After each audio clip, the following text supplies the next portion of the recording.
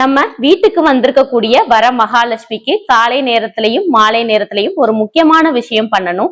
என்ன விஷயம்னா, நம்ம வீட்டுக்கு வந்திருக்கக்கூடிய விருந்தாடிய நம்ம எப்படி எல்லாம் கவனிப்போம், எப்படி எல்லாம் உபசரிப்போம்.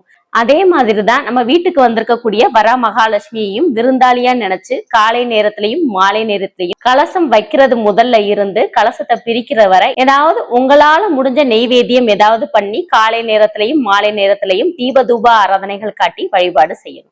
பெரிய அளவுல நெய்வேத்தியம் பண்ண முடியாதவங்க காய்ச்சின பசும்பால்ல கொஞ்சமா நாட்டு சர்க்கரை கலந்து வச்சு கூட நீங்க நெய்வேத்தியமா வரலட்சுமிக்கு படைக்கலாம்.